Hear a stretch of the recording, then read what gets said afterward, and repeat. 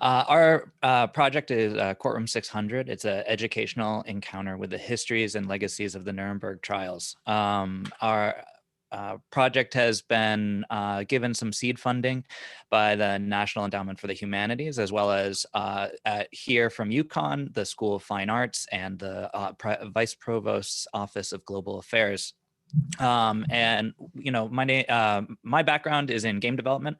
I was a commercial game developer for a while before I turned academic, and I came here to UConn to work with more serious topics than the entertainment, titles that I was working on. And I met my colleagues, Drs. Seglio and Slota and Greg Colati, and we all together have been collaborating on an interactive experience that allows us to work with some of the paperwork and objects that we have here at the university. Excuse me. So Thomas Dodd, one of the lawyers of the Nuremberg trials, he donated his paperwork, and we have digitized this in an online accessible archive at the university. We also ended up traveling to, so what we've done in our initial project is to create a way to reimagine these digital objects, which are really just photos. There we go. And these objects themselves, let me just jump ahead. There we go. So these are objects that are being pulled dynamically from the web. We're creating a way for users to interact with these objects and hopefully get a little bit deeper into understanding some of the things that happened during the Nuremberg trials, but also the events that are connecting them all together. Our pillars of what we're trying to accomplish right now as we're working through this experience is that the histories of the Holocaust are not static. We also recognize that there's a lot of opportunities to write in women's roles and Jewish resistance back into the histories. There is a lot of testimony that I think gets overlooked when you watch the movie, the Nuremberg trial movie. Systems of dehumanization are products of civilization, and that justice and reconciliation are ongoing projects. Excuse me. And I want to make sure that I leave time for my colleagues. But what we're trying to do is create an interactive experience that we hopefully will get deeper into these topics. I believe Dr. Slota, would you like to go next? I'm going to unshare my screen. Yes. So I'm going to pull up some slides very quickly. Okay, I'm not going to put them in presentation mode. Hopefully everyone can just see the slides as I'm looking at them. So I wanted to start by saying, there are a lot of affordances that games and other interactive experiences have. And again, my name is Steve Slota. I work at UConn with Ken and Clarissa, and my specialty is learning sciences, educational psychology, and educational technology, in addition to serious or instructional game design. So I've been on the project for a couple of years now, thinking about how do we use play or games and move away from that attitude that these things are unserious, that they can't be used to engage or educate the public about crucial historical events or concepts. And Paul mentioned earlier, actually, Vygotsky and the zones of proximal development. That's actually deeply related to the approach that we've taken for Courtroom 600 and what we hope to do with it down the road. So we're building off similarly constructivist learning science, but specifically focusing on these sort of contemporary perspectives from the realm of ecological psychology, embodied cognition, situated cognition, and communities of practice. So what that means essentially is that we're thinking about this in terms of rationalism and epistemology and empiricism. How do you get people to perceive and act on information that you've presented them with? So in an ideal world, we would get people to orient themselves to have goals surrounding the Holocaust or the tribunal at Nuremberg, and have them, especially people who are novices and probably don't have much experience with archives or the Holocaust, have them identify, explore, and draw conclusions based on generator sets, which essentially means creating multiple stories or contrasting cases that they can use to anchor their understanding and then transfer relevant concepts from the digital world to the real world. So we've done that thus far using the ADDIE model, the Analyze, Design, Develop, Implement, and Evaluate model. And our goal essentially has become defining each of the different breakdown levels that a piece of interactive media can operate at. So we think about the design of our project very similar to the way that you might design a course or make a movie or write a book, where you have sort of an overarching top level objective that you then scaffold up to from different kinds of lower level objectives. And ultimately, these should all feed up the pyramid to the top objective at a full one-to-one alignment of game and learning objectives. So if you want somebody to understand something from the context of the virtual environment in which they're operating, this goes back to the question I think Tom raised about how do you get people with these divergent attitudes about the Holocaust, about World War II, about complex issues or perspectives on the world. How do you orient them to want to learn the same thing and then act on it in ways that we think are sort of pro-social as opposed to anti-social? We think that comes down to an alignment of game and learning objectives where everything you ask the individual to do in the context of virtual reality, in our case, is the thing you want them to be doing out in the real world, where you ask them to solve a problem using actual archived materials that's in service of a narrative with a beginning, middle, and end structure that they can then go on and tell other people about as part of their community of practice. And you can see here sort of a breakdown of what these objective levels look like. So within the context of Courtroom 600, the activities are broken up within the virtual reality experience and then feed backward up into these larger objectives that Ken identified earlier.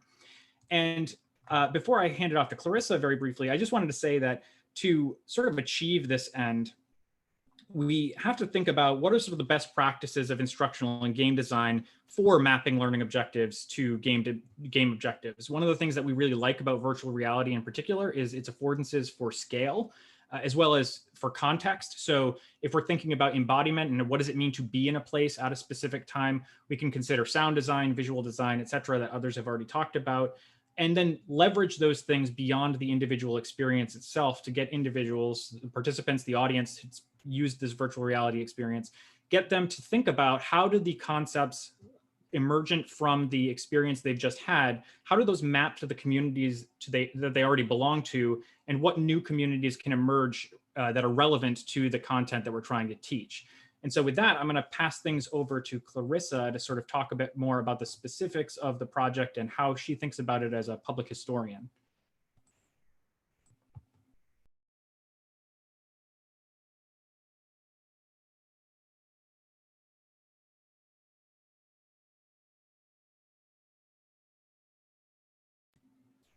I can see your slides, but I don't hear you. You're muted, Clarissa.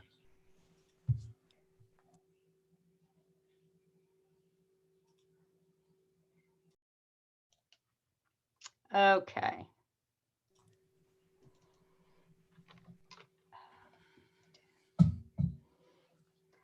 All right, I'm unmuted, and are my slides visible? Kate, I can see you. Thumbs up. Thank you. So as we've heard from our presenters thus far, such undertakings are interdisciplinary and benefit tremendously from the confluence of different bodies of research and expertise and knowledge that come to the table.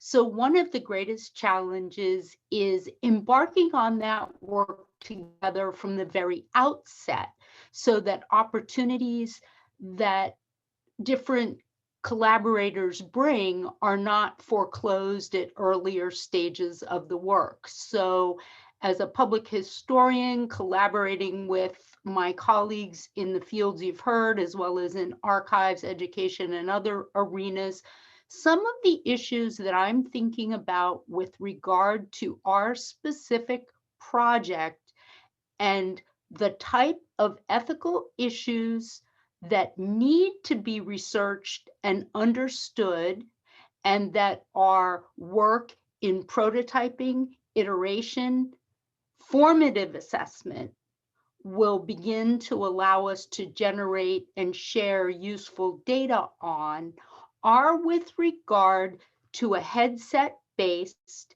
interactive virtual reality experience and I've condensed them down into topics that you'll recognize. Identity. In this case, I mean, who is the learner? Who is the individual experiencing the VR? Representation. This I will say the least about. It's an area of continued and important discussion in Holocaust studies, both in terms of perpetrators avoiding what Susan Sontag has called the fascination of fascism and the responsibilities we have there, as well as representation of the diverse ranges of Jewish experience and that of both accomplices and bystanders. In terms of existing bodies of literature and experience, I suggest that not only do we have much to learn from museums and memorials in specific in the Holocaust topic matter, but also other histories of trauma. When it comes to, I'll use the word role play. We have examples of reenactments of Underground Railroad escape from slavery, case studies that have produced qualitative and some quantitative data. In terms of hybrid experiences of the embodied, we have examples from museums here, the Museum to Civil Rights and Human Justice in Atlanta. So for me, I'm very concerned about the embodied experience. This is what museums do, this is what memorials do, and this is what extra reality experiences are doing in similar but also different ways. Proximity is one where, what does it mean for me to be able to have the sensation of walking up to a perpetrator in a virtual space? Should that even be possible? How is that perpetrator represented? And how does that influence the ways in which proximity is productive to learning or producing trauma? Proximity also is something we have to think about with historical verisimilitude. The Nuremberg courtroom was an extremely crowded place. Being in that courtroom and experiencing that compression of bodies momentarily can create a sense of verisimilitude, but for a learning space, it is counterproductive. How do we think about those things?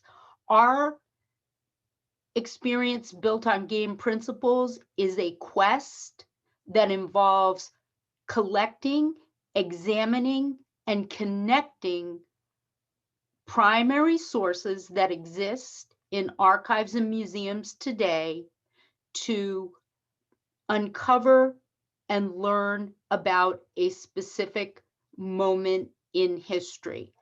The evidence has been discovered at various time points in the case of oral histories created at a remove from the events.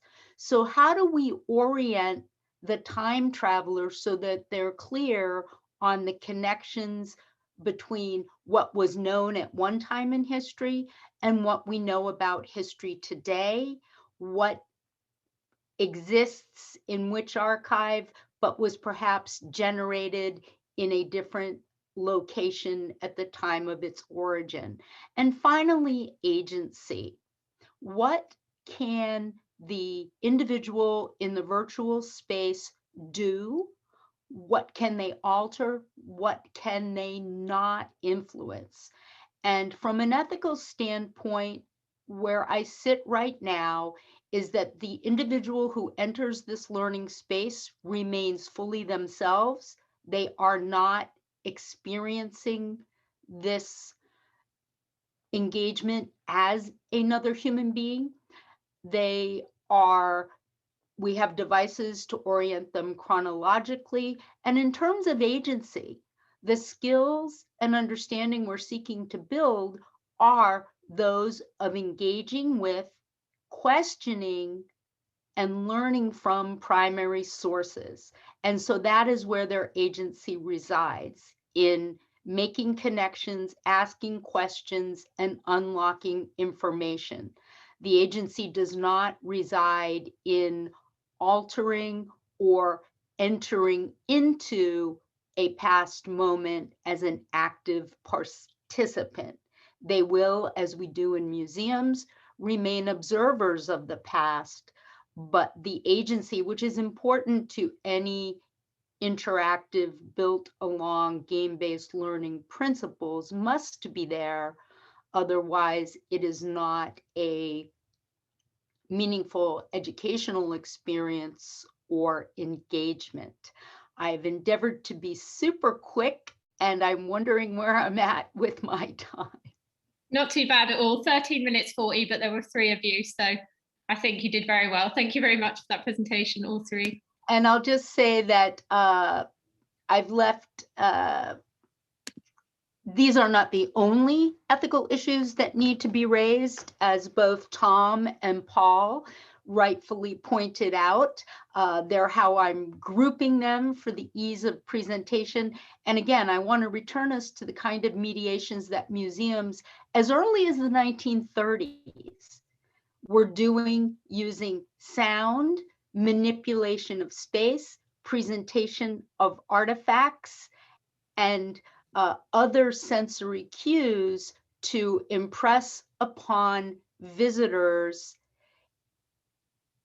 an intellectual and emotional experience that might galvanize them toward action. So just as Tom mentioned that virtual reality is not neutral, museums are not neutral, and we have a long history from which we can draw in thinking through these issues. Thank you.